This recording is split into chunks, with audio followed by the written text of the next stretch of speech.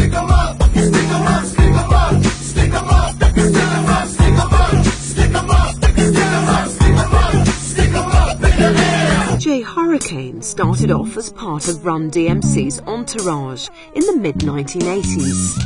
Being on that little bus with those wild dudes, and it's hot. Midway through the Raising Hell tour, Dr. Dre parted with the Beastie Boys. So then they came and asked me, yo, can you DJ for us? And I was still like really hesitant because back then, you know, I was so cool. I thought I was just so cool, you know what I'm saying, growing up in Hollis, Queens, being with Run DMC and them, and you know, they wanted me to DJ for some white dudes that was very unheard of back then. You know, white guys rapping and they was wild and they was throwing stuff all over the place. I said, all right, I'll do it. But I never thought that I would just keep doing it. I thought it was going to be a temporary thing. You ain't got the hoodie with the right label on. The Raising Hell tour was the craziest tour I've ever been on in my life. And that tour opened the doors for hip hop completely. That broke the barriers down. That tour got so much publicity and it sold out so many concerts for the first time in hip hop that everybody was like, wow. I remember just coming in our dressing room was like the worst thing you could do. You know, if you come into our dressing room, you might get hit in the head with a can of beer. Somebody might squirt some whipped cream in your face. Anything could happen to you if you came inside the dressing room.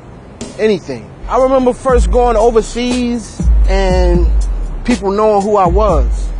It really kind of bugged me out the first time I went over there. To get off the plane and seeing people run up to you saying, yo, what's up, DJ Hurricane? Yo, what's up, man? We love you, boom, boom, boom, boom. Kind of really to make you say, dang, man, this stuff is really big now. But the controversy really kicked in when the Beasties toured Europe. The British papers out there made up a lie and said that the Beastie Boys is laughing at crippled kids. And when we got to Europe, everybody was like protesting us, like really crazy, like they wanted to kill us. I remember getting to Liverpool and doing a concert. As soon as I got on the turntables, started scratching, people start throwing big cans at me, talking about fully loaded big cans. And I'm like ducking, like I mean, one of them coming towards my face and I ducked. I was like, yo, y'all gotta stop throwing this stuff, right? So I'm thinking, all right, let me hurry bring the guys out here, maybe they'll calm down. As soon as they came out, it got worse. It was like, OK Corral, it was like we was running from bullets. It was like throwing all kind of stuff at us. Then I remember, I believe it was MCA picked up something and threw it back in the crowd, and it hit somebody. And the next thing you know, the police was at the hotel looking to arrest somebody. And Fight for Your Right to Party wasn't a hip-hop record, but they were a hip-hop group. So by them making that record and having hip-hop fans, made them get rock fans, more rock fans, to listen to hip-hop also. Everybody wanted us to perform that song on their TV show, in their cities, at their birthday parties, wherever they can get us to go and do that song, they got us to go do it. That song was huge. That song was the one I would say sold all those records for License to Ill. People didn't really catch on to it. People was expecting License to Ill, so they didn't really respect Paul's Boutique. We went from visiting big arenas to smaller ones. So it was definitely a gut check, I think. You know, either you down or you ain't down. Either you're gonna jump off the ship now or you're not. But now, people love Paul's Boutique, you know? Same people that probably didn't like it back then, when they go back and listen to it now, they love it. Like, Check Your Head was, I think that was a really good, genius album because it went from just making an all hip-hop album to making a whole complete album of hip-hop, a little rock, a little punk, and some little instrumentals.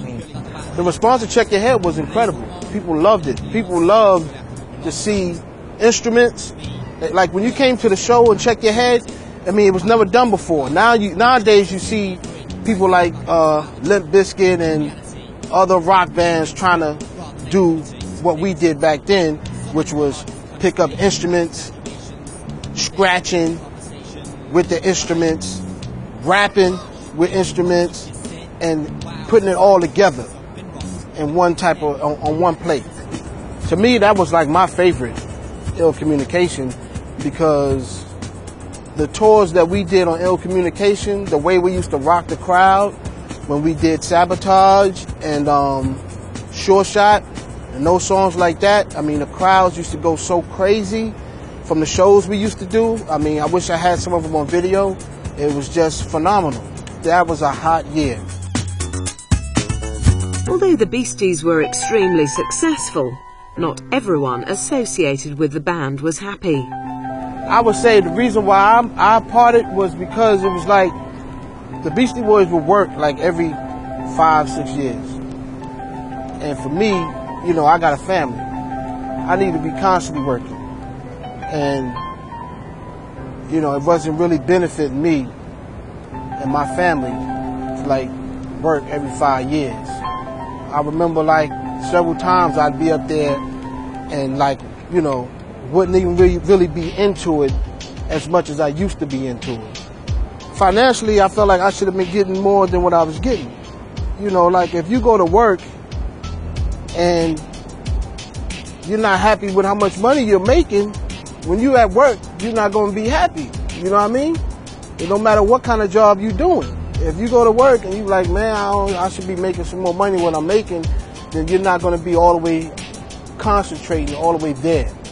And that's how I felt. I felt like I should have been making more money than what I was making as far as how long I was down. After 12 years of loyal service, DJ Hurricane decided to leave the band.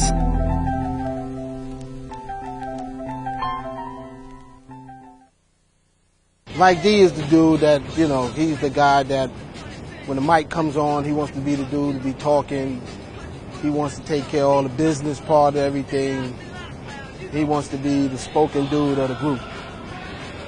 Well, not wants to be, he is, basically. Well, Adam Horace was like, you know, Ad Rock's my favorite, because he's the dude that I would say like I can relate to the most, because he's just like so cool, you know what I'm saying? Like he'll always call me and, you know, say, what's up, Kane? He'll speak to my wife and you know, ask me how the kid's doing. I would say Ad Rock is definitely my closest friend when it comes down to being, if you're asking me out of all three, Ad Rock is definitely the man. Like a Buddhist monk.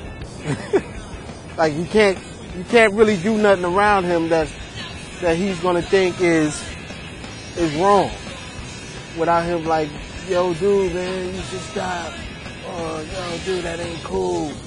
Type of dude. He's just so gentle, man. Now it's, you know, I would sum him up as being one of the greatest hip hop groups to live.